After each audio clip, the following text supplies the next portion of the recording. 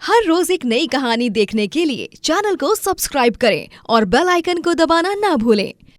जोधपुर में दिवाकर अपनी पत्नी सुचित्रा और बड़ी बेटी गौरी के साथ रहता था। दिवाकर एक गरीब आदमी था जो गांव के सरपंच रंजन सिंह के यहाँ ड्राइवर था। रंजन सिंह दिवाकर को खूब मानता। ये लो दिवाकर, ठंडा शरबत पियो। तुम भी गाड़ी चला चला कर थक गए होंगे ना, ये लो। धन्यवाद सरपंच साहब। इसमें धन्यवाद क्यों? अरे तुम कोई हमारे नौकर थोड़े ना हो, तुम तो हमारे मित्र समान ही हो। चलो अब थोड़ी दूर चलकर एक हाईवे है, वहीं पर किसी ढाबे पर खाना खा लेंगे, बहुत भूख लगी है। नाना साहब, उसकी कोई जरूरत नहीं। क्या? ये तुम कैसी बातें कर रहे हो भाई? इतने लंबे सफर के बाद भी तुम्हें भूख नहीं लगी? नहीं नहीं साहब, मेरे कहने का मतलब यह है कि हमें खाना खाने के लिए किसी ढाबे पर जाने की जरूरत नहीं, क्योंकि मेरी बेटी गौरी ने ये खास आपका और मेरा टिफिन पैक करके दिया है। ये देखिए। रंजन सिंह और दिवाकर एक जगह पर रुककर टिफिन का खाना खाते हैं। तभी रंजन सिंह को खाना बहुत पसंद आता है। अरे वाह दिवाकर, भाई तुम्हारी बेटी गौरी के हाथ का खाना तो वाकई में बहुत स्वादिष्ट है, मजा ही आ गया। और दो ना पूड़ियां। हाँ जी, ये लीजिए। दिवाकर की बेटी गौरी घर बैठे ही टिफिन सर्विस करती थी। वो खाना बनाकर टिफिन में पैक करके लोगों को देती थी। उसके और सुचित्रा के इस काम से घर खर्च के पैसे निकल जाते। उस दिन रंजन सिंह खुश होकर गौरी के लिए कुछ पैसे देता है, जो दिवाकर रात को घर आने पर गौरी को देता है। पापा, ये पैसे क्यों? गौरी बिटिया, ये पैसे तुम्हें सरपंच साहब ने दिए हैं। उन्हें भी तुम्हारे हाथ का खाना बहुत अच्छा लगा, और तो और उन्होंने कहा है कि अब से तुम रोज उनके लिए टिफिन भेजा करो। उन्होंने तो अपने महाराज जी को भी छुट्टी पे भेज दिया है। अरे वाह, ये तो बहुत ही अच्छी बात है। सच में जी, मन एकदम खुश हो गया ये खबर सुनकर। गौरी अपने काम में खूब सफलता प्राप्त करने लगती है, लेकिन एक दिन अचानक से गांव में भूकंप आता है, जिस कारण सब कुछ बर्बाद हो जाता है। और उस भूकंप में सुचित्रा की मृत्यु हो जाती है और दिवाकर अपने दोनों हाथों से अपाहिज हो जाता है। उन लोगों का घर भी नहीं बचता। वो लोग जैसे तैसे एक झोपड़ी में रहने लगते हैं। एक पल में क्या से क्या हो गया। मेरी सुचित्रा, वो भी हमें इस दुनिया से हमेशा हमेशा के लिए छोड़कर चली गई, और तो और सरपंच साहब भी। संभालिए अपने आप को पापा, एक तो पहले ही आपकी तबीयत भी इतनी खराब है, आपके दोनों हाथ भी। बेटा, मुझे माफ कर देना, मैं अब दोनों हाथों से अपाहिज हो गया हूँ। मैं तो अब कुछ काम भी नहीं कर सकूंगा। खामखा तुझ पर बोझ बन गया बेटा। नहीं पापा, ऐसा मत कहिए। आप तो मेरे पापा हो। माँ चली गई है, लेकिन मैं आपको कहीं नहीं जाने दूंगी। जी जान एक करके आपको संभालूंगी, आपकी सेवा करूंगी। गौरी के पास अब अपनी टिफिन सर्विस फिर से शुरू करने के लिए ना तो पैसे थे और ना ही उसके पुराने कस्टमर्स, क्योंकि भूकंप के कारण आधा गांव मर चुका था। वो अब नई नौकरी ढूंढने लग जाती है, लेकिन अफसोस उसे नौकरी भी नहीं मिलती। वो एक पेड़ के नीचे बैठकर रोती है। तभी जंगल में रह रही एक महिला वहां पर आकर उससे बात करने लगती है। जी काकी, मैं बहुत अच्छा खाना बनाती हूँ। मैं अपनी टिफिन सर्विस को फिर से शुरू करना चाहती हूँ। फिर से शुरू करने के लिए लेकिन मेरे पास उतने पैसे भी नहीं हैं। मैं एक ढाबा भी खोल सकती हूँ, लेकिन मेरे पास ढाबा खोलने के लिए भी उतने पैसे नहीं हैं। ढाबा खोलने के लिए एक मकान होना ज़रूरी है, थोड़ा ही सही जगह ज़रूरी है। मेरे पास तो कोई वाहन भी नहीं है, वरना मैं उसमें ही खाना बेचने निकल पड़ती। बिटिया, तुम्हें एक जगह ही चाहिए ना, एक वाहन की जरूरत है ना तुम्हें, तो मेरे साथ चलो। लेकिन कहाँ पर काकी? वो महिला उसे एक जगह ले जाती है जहाँ पर एक पुरानी हेलीकॉप्टर पड़ी होती है। ये उड़न खटोला 3 दिन पहले आसमान से गिरा है। अब ये उड़ तो नहीं पाएगा, लेकिन हाँ, इसमें जगह तो है।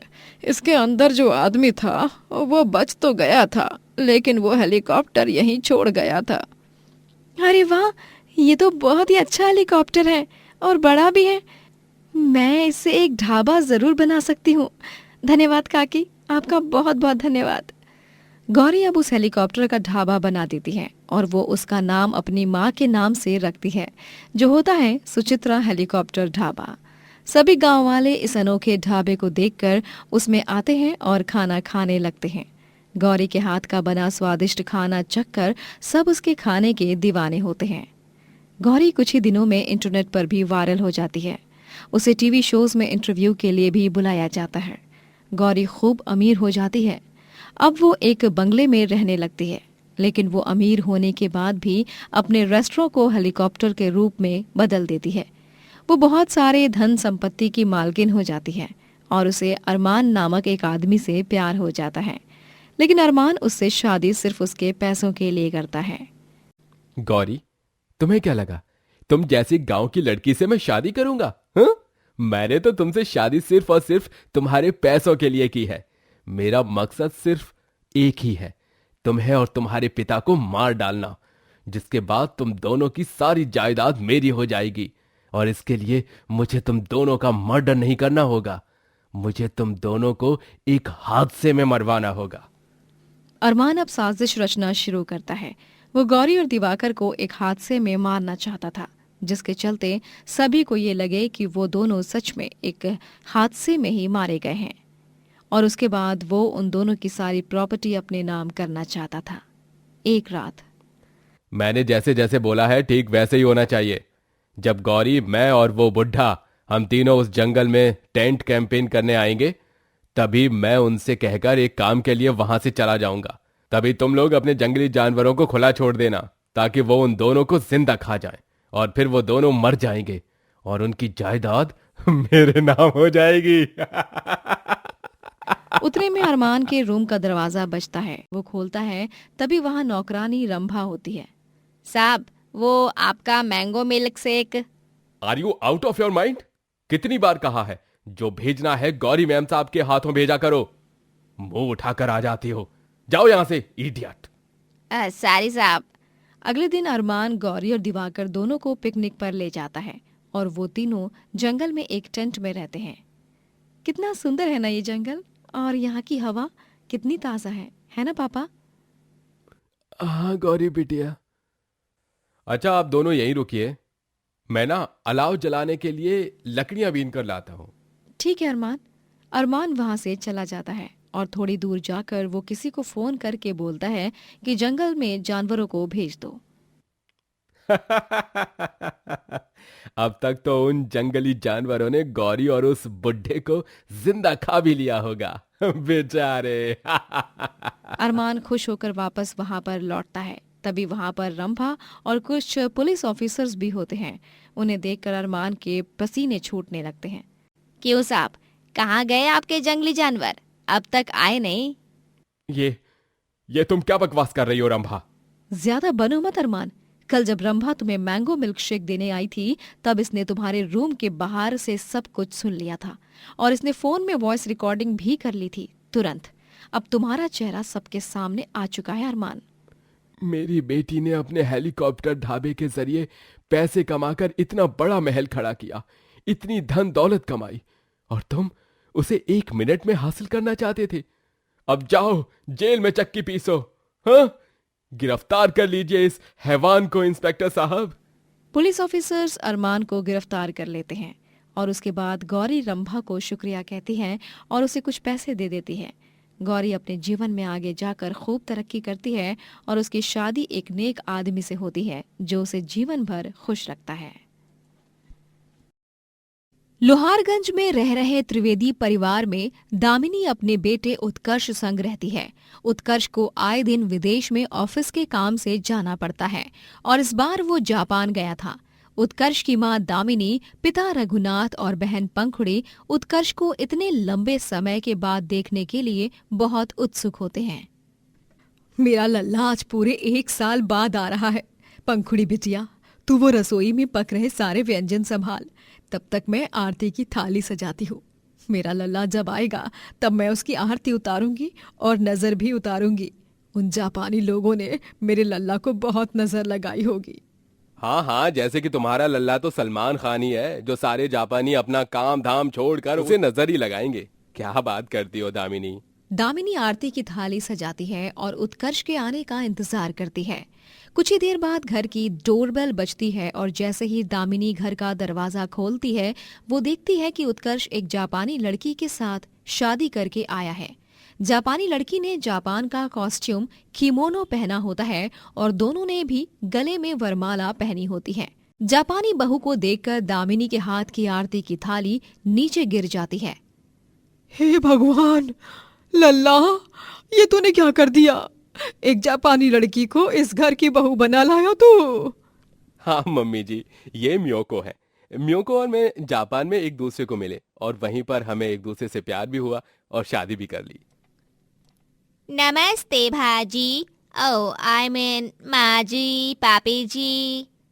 इट्स पापा जी मियोको। ओ सॉरी पापा जी, आप कैसे हो? बुरे हो ना? अरे बाप रे, ये जापानी बहू तो बहुत ही बदतमीज है। कैसी बातें कर रही है ये। पापा, इसकी हिंदी थोड़ी टूटी फूटी है, लेकिन ये दिल की बहुत अच्छी है। वाओ भैया, आई एम सो लकी कि मुझे एक जापानी भाभी मिली है। अमेजिंग चॉइस भैया। हेलो मियोको, माई सेल्फ पंखुड़ी, उत्कर्ष की सिस्टर। हेलो पंखुड़ी, कैसी हो तुम? इस तरह जापानी बहू मियो को घर में गृह प्रवेश करती है। सास दामिनी और ससुर रघुनाथ तो उससे बात तक नहीं करते और उसे ताने देते रहते। अपनी पहली रसोई की रस्म में मियो को जापान की फेमस डिश सुशी बनाती है। चाचूमा, पापी जी, ये देखिए, ये मैंने क्या पकाया है। ये है सुशी, हमारी जापान की फेमस डिश। अरे वाह, अपनी पहली रसोई की रस्म में sushi. What a solid idea. I just love sushi. इसे चॉपस्टिक से खाते हैं। Miyoko, can you teach me how to eat food using chopsticks? Obviously dear. बंद करो ये अंग्रेजी चटर पटर और ये क्या बकवास खाना बनाया है। और तू पंखुड़ी, लपड़ लगाऊंगी तुझे। हाँ समझी, लपड़ लगाऊंगी ना, तब अकल ठिकाने आ जाएगी। अपनी जापानी भाभी की इतनी भी तारीफ ना कर, बेवकूफ कहेंगी। दामिनी, जाओ जाकर कुछ अच्छा सा पका दो। ये जापानी बहू तो हमें कुछ भी खिलाकर बीमार कर देगी। मियोको पंखुड़ी को चॉपस्टिक से खाने को खाना सिखाती है और दामिनी मुंह बनाकर वहां से चली जाती है और रसोई में जाकर दाल चावल बनाती है। अगले दिन मियोको आंगन में किमोनो पहनकर हाथ में जापानी फैन पकड़कर जापानी डांस कर रही होती है। तभी गली मोहल्ले के सभी लोग इकट्ठा हो जाते हैं और उसके फोटोज खींचते हैं। मेरा जूता है जापानी, ये पतलून इंग्लिशतानी, सर पर लाल टोपी रूसी, फिर भी दिल है हिंदुस्तानी। ओ जापानी लड़की, मेरे घर के बाहर इतनी भीड़ क्यों जमा कर दी तूने? बेवकूफ बेशरम लड़की, चल अंदर चल। ओह सॉरी चाचू माँ, अभी गई, आई मीन अभी आई। मियो घर में आ जाती है। अब रोजाना मियो को जापानी खाना बनाकर सास ससुर के नाक में दम कर देती है। वो अपने रिश्तेदार से बात करती है। तभी हेलो, कोनिचिवा गेनकी तेसुका, सोचिरा नो चोक्यो वादो देसुका। हाय राम, ये कैसी भाषा बोल रही है? मेरा सर चकराने लग रहा है। दामिनी गश खाकर गिर जाती है और बेहोश हो जाती है। एक रात जब रात के 2 बजे दामिनी को भूख लगती है, तभी वो फ्रिज में सुशी देखती है। भूख तो बहुत लगी है, रसोई में तो कुछ है भी नहीं खाने के लिए। इस जापानी गुड़िया की सुशी ही खा लेती हूँ। जब दामिनी मियोको के हाथ की बनी सुशी खाती है, तभी उसे सुशी बहुत पसंद आती है। हाय हाय, ये तो बहुत ही स्वादिष्ट है। मैं खामखा बेचारी पर चिल्ला रही थी। तभी मियोको पीछे से सब सुन लेती है और अंधेरे में हाथ में मोमबत्ती लेकर एकदम से दामिनी के सामने आ जाती है। अरे चुड़ैल कलमुही कहेगी। मुझे पता था कि आपको मेरे पैरों की बनी सुशी बहुत बुरी लगेगी। थैंक यू चाचू माँ, लव यू। मैं आपके लिए और बनाऊंगी और भी बहुत सारी डिशेस हैं जापानीज स्टाइल की. I will cook them for you. पागल लड़की है तू. तू भी पागल है. मियोको अब हर रोज नई नई जापानी डिशेस पकाती है और दामिनी उन्हें चुपचाप रात में खाती और मियोको के सामने उनकी बुराई करती. दामिनी और रघुनाथ दोनों ही मियोको को अब तक नहीं अपनाते, जिससे मियोको बहुत उदास हो जाती है. वो रात में उत्कर्ष से रोते हुए कहती है, उत्कर्ष, तुम्हारा मॉम डैड अभी तक मुझे एक्सेप्ट नहीं की है. मैं इतनी अच्छी हूँ क्या? मैं तो एक बुरी बहू बनने की हर एक कोशिश कर रही है, फिर भी पापी जी और चाचू माँ मुझे प्यार नहीं देती. मियोको मेरी जान, अरे डोंट वरी, उन दोनों को तुम्हें एक्सेप्ट करने में थोड़ा और समय लगेगा. जैसे तुम दिल की अच्छी हो, वैसे ही वो दोनों भी हैं. बस तुम जापानीज हो, विदेश से आई हो, इसलिए उन्हें तुम थोड़ी सी अजीबो गरीब लग रही हो. लेकिन मैं अजीबो गरीब नहीं है, मैं तो अजीबो अमीर है. There is a difference baby. No baby, थोड़ा टाइम दो, सब टाइम के साथ साथ ठीक हो जाएगा. Trust me Miyoko. एक दिन अचानक से उत्कर्ष और रघुनाथ जिस कंपनी में काम कर रहे होते हैं वो कंपनी बंद पड़ जाती है, जिसके चलते अब दोनों की नौकरी चली जाती है. दोनों ही कई जगहों पर जाकर इंटरव्यूज देते हैं, लेकिन कहीं पर भी नौकरी नहीं मिलती. पता नहीं अब क्या होगा, घर का खर्च कैसे चलाएंगे हम. हमने बहुत सारी जगह पर इंटरव्यूज दे दिए हैं, लेकिन कहीं पर भी नौकरी नहीं मिली.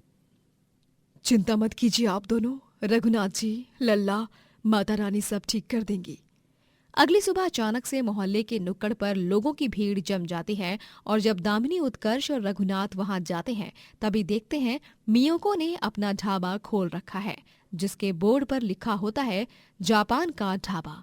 मियोको भोपू में बोल रही होती है, जाइए जाइए जाइए, जापानी डिशेस खाइए और मौज कीजिए. जाइए जाइए, जापानी डिशेस खाइए. Sushi, miso soup, sashimi, udon noodles और बहुत कुछ. जाइए जाइए. अरे वाह वाह, क्या कमाल का खाना है जापान का, मजा आ गया आज तो. अरे वाह, क्या सुशी है, और ये नूडल्स, ये तो बहुत ही लाजवाब हैं. मियोको जाइए जाइए मत कहो, आइए आइए कहो. सही कहा.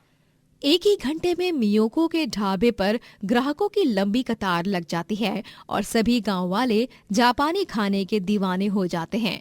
और इस तरह एक हफ्ते में ही मियोको हजारों रुपए कमा लेती है और अपने सास ससुर के हाथ में पैसे थमाती है.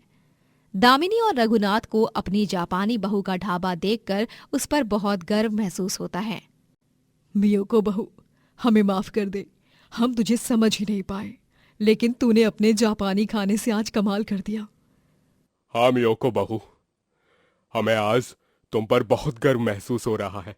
आज तुमने हमारा नाम रोशन कर दिया. आपकी बहुत बहुत धन्यवाद. आपको खुश देखकर मुझे भी बहुत खुशी लग गई है. आई लव यू चाचूमा एंड पापी जी. इस तरह जापानी बहू मियोको अपने ससुराल का नाम रोशन करती है और वो ऑनलाइन सोशल मीडिया पर भी बहुत फेमस हो जाती है और ढेर सारे पैसे कमाती है. दोस्तों, अगर आपको ये कहानी पसंद आई तो लाइक करें, शेयर करें और कमेंट करके बताएं कि कहानी में आपको सबसे अच्छा क्या लगा.